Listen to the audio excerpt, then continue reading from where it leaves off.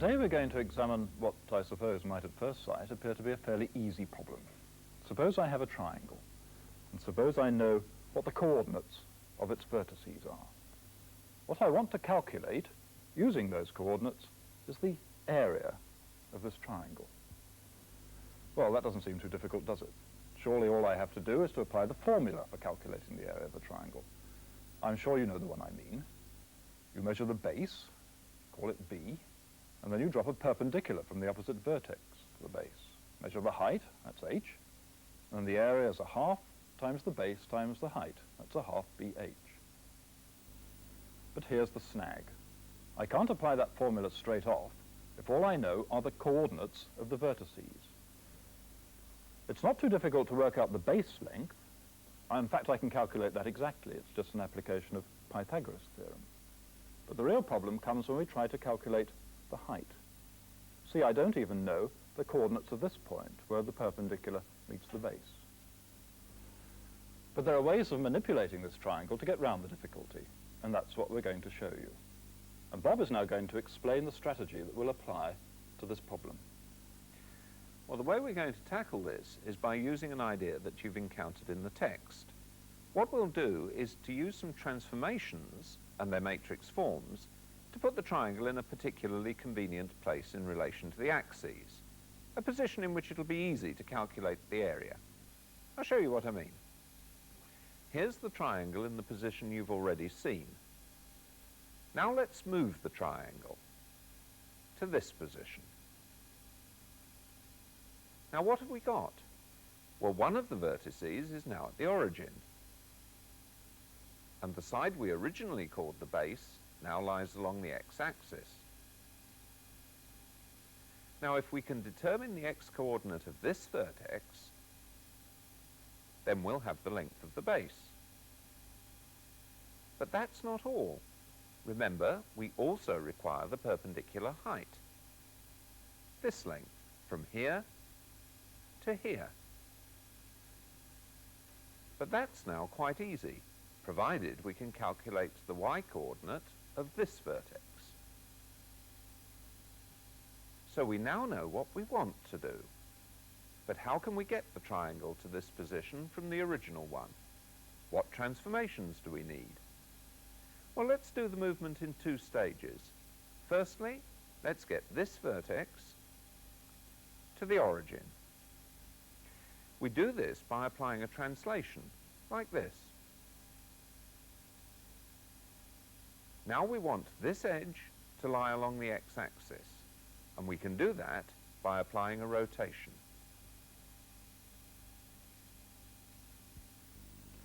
So the sequence of transformations that we need is first a translation, and then a rotation.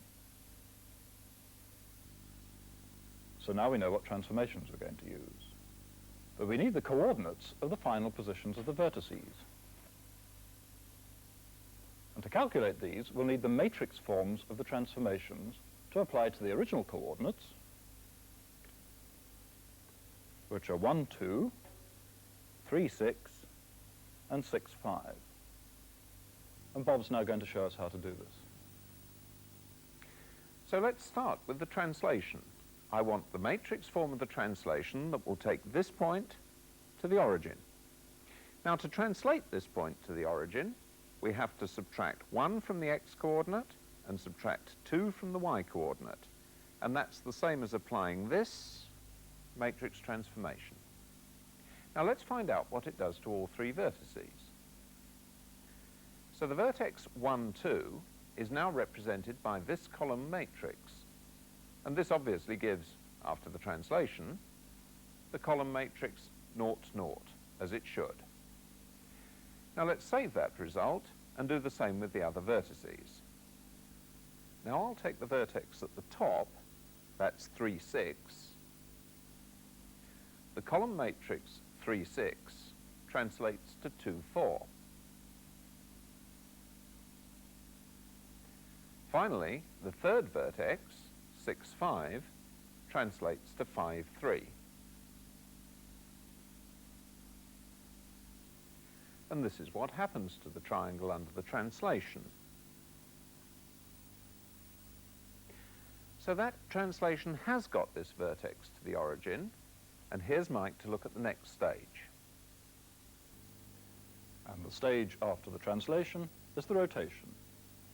What we want to do now is to rotate the triangle from this position through this angle in this direction down to the x-axis. Well, that's going to involve the use of a rotation matrix. And here it is in its general form. Of course, what's missing from this is the angle through which we wish to rotate the triangle. But before we rush into things, there's one important point to remember. When we're talking about rotations, we need to specify two pieces of information. One is the magnitude of the angle through which we're going to rotate. The other one is the direction. Is the rotation in a clockwise or an anti-clockwise sense? Here, the magnitude of the angle is what I've called theta, and it's going to be easy to calculate what that is. But what about the direction? Well, it's clockwise. So I'm just going to have to be a little bit careful about what I put in this space here. It isn't just theta, because that would give me an anti-clockwise rotation through an angle of magnitude theta. What I need for a clockwise rotation is an angle minus theta. Here it is, the matrix for a clockwise rotation through an angle of magnitude theta. But it's much easier to work with sine and cos of theta rather than sine and cos of minus theta, as we've got here. So let's simplify these expressions in the matrix. Firstly, the cosine of a negative angle is exactly the same as the cosine of the corresponding positive angle. So cos minus theta is just cos theta. And the same goes for the other one too. But the sine of minus theta is the same as minus sine theta. And the remaining one is the negative of the one we've just done, so that gives us plus sine theta. So in principle, that's the matrix we need. And we apply it to the coordinates of the vertices we get after the translation. That will give us the coordinates of the vertices in their final position. Now the next stage is to find the values of sine theta and cos theta and enter them here. So let's now calculate these. To help us to do that, first of all, I'll put in a construction line here. Firstly, we need to know the length of the hypotenuse of this triangle.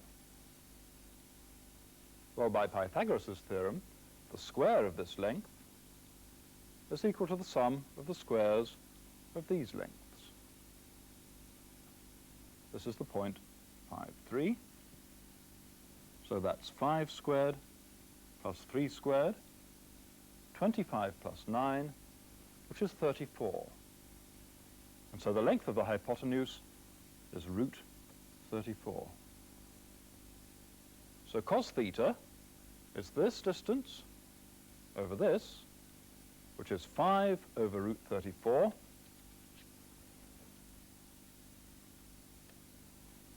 And sine theta is this distance over this, which is 3 over root 34. So, now we know the entries in the rotation matrix. And that gives us the matrix form of the rotation. Right, we're now at the point where we can pull the whole story together and calculate coordinates. Remember, we're dealing with a translation followed by a rotation, and we saw how we could apply the translation to the coordinates of the original triangle to move them to this position. And now we can apply the rotation to these new coordinates. But wait a minute, rather than do the calculation using two separate formulas, one for the translation and one for the rotation, can we find a single formula for the composite transformation and use that? Let's examine what we've done.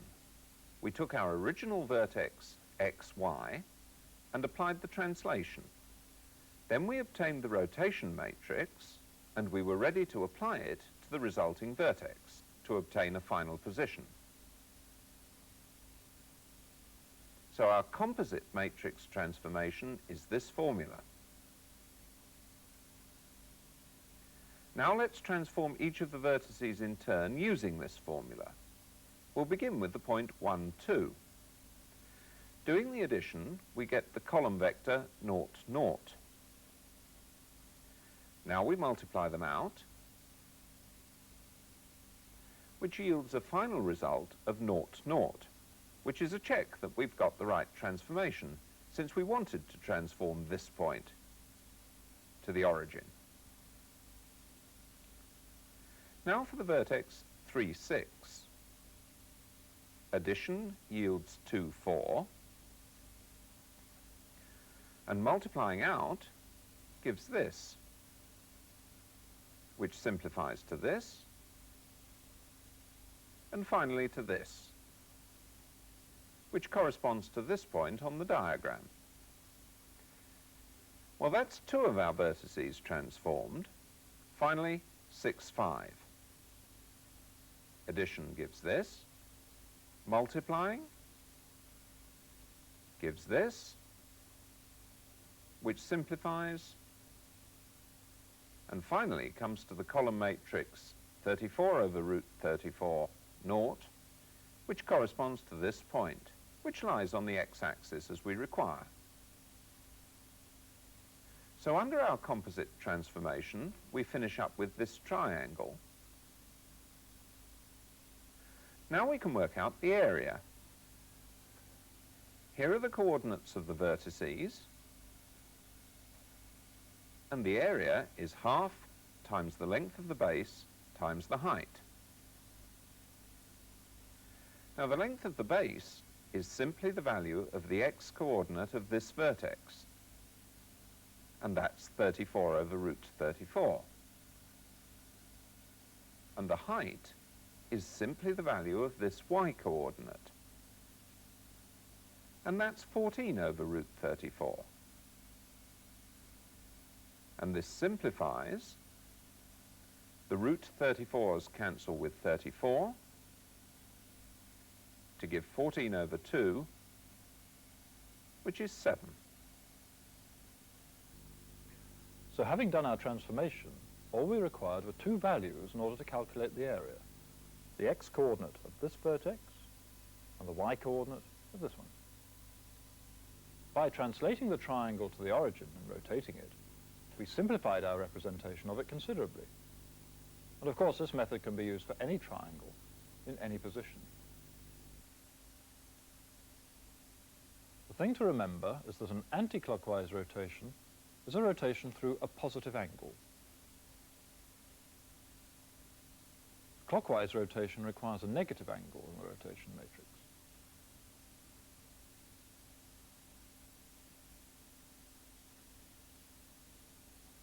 If we wanted to, we could use the same method to find a general formula for the area of a triangle in terms of the coordinates of its vertices.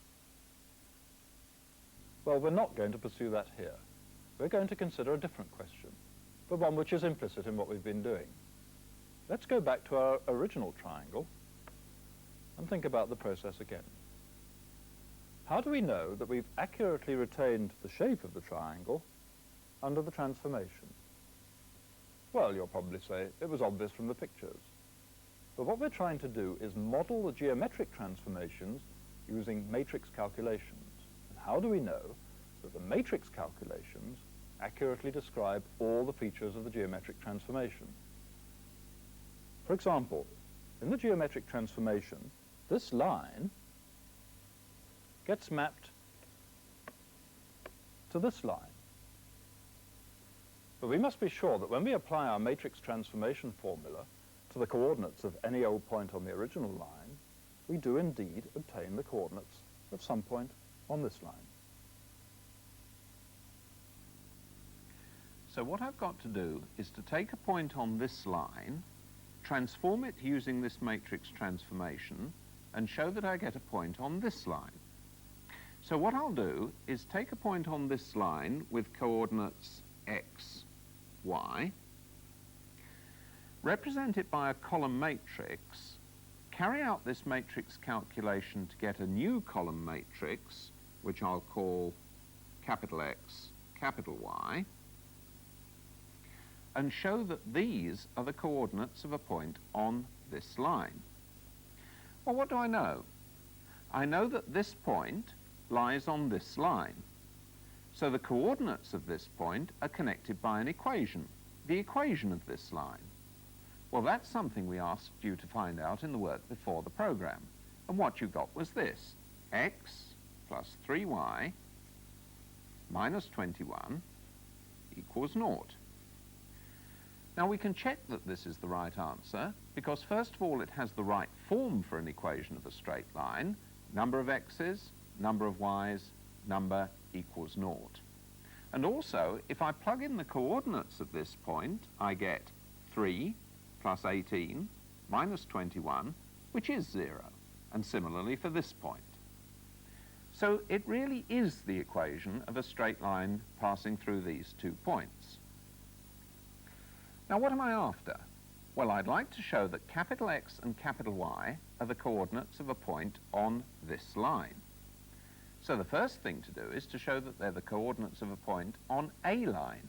In other words, that capital X and capital Y satisfy an equation of the right sort to represent a straight line. Now how can I do that? Well, I shall have to bring in the transformation.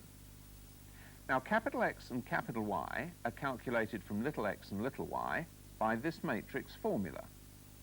So I can express capital X and capital Y in terms of little x and little y by working out this lot. So, to get capital X and capital Y, first of all, I must do this addition. Well, that's easy. That gives me x minus 1 and y minus 2. And then I must multiply the result by this matrix. So I have to multiply by the matrix 5 over root 34, 3 over root 34, minus 3 over root 34, 5 over root 34. Now if I do that, I get this times this. That's 5 times x minus 1 all over root 34, plus this times this. That's 3 times y minus 2 all over root 34. And on the bottom, I get this times this. That's minus 3 times x minus 1 over root 34, plus this times this. That's 5 times y minus 2 all over root 34. So capital X is that lot, and capital Y is that lot. And I can simplify these to get capital X as 5 times x over root 34 plus 3 times y over root 34 plus some numbers which collect together to give me minus 11 over root 34. So that's capital X. And for capital Y, I get minus 3 times x over root 34 plus 5 times y over root 34 and some numbers which collect up to give me minus 7 over root 34. So capital Y is that lot. Now all that is what I know, but what I want is the equation connecting capital X and capital Y. And how am I going to get that? Well, I know an equation connecting little x and little y. There it is. So if I solve these two equations to give me little x in terms of capital X and capital Y, and little y in terms of capital X and capital Y, then I could take those expressions and substitute them in there, and that will give me an equation connecting capital X and capital Y. So the next stage is to solve these two equations to give little x and little y. All right, that's the next task.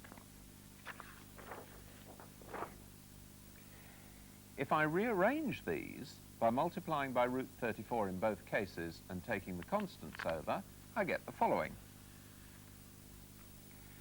Now these are just a pair of simultaneous equations, and if you solve them, you'll get these expressions for little x and little y.